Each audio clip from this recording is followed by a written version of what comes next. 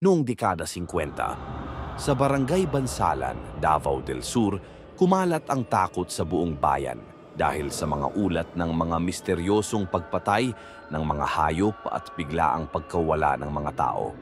Ang mga residente ay nagduda na ito ay gawa ng isang aswang, isang kilalang mitolohiya sa kulturang Pilipino. Ayon sa mga kwento, may isang pamilya sa barangay na nakaranas ng sunod-sunod na mga pangyayari. Nang balikan ng pamilya ang kanilang mga kaibigan, sinabi ng mga tao na may nakakita sa isang anino na lumilipad sa paligid ng kanilang mga bahay tuwing madaling araw. Sa gitna ng takot, nagdesisyon ang mga residente na magsagawa ng isang ritual upang pawiin ang masamang espiritu.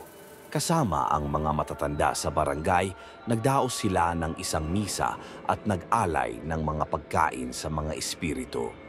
Subalit, sa kabila ng kanilang pagsisikap, patuloy pa ring nagaganap ang mga kakaibang insidente.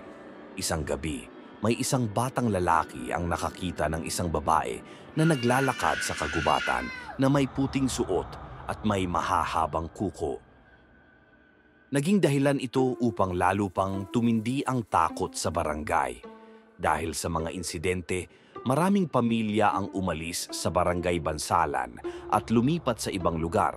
Hanggang sa kasalukuyan, may mga ulat pa ring nagmumula sa mga matatanda sa barangay na may nakikita silang mga anino at naririnig na mga hikbi sa mga gabi na nagpapaalala sa nakakatakot na kwento ng aswang.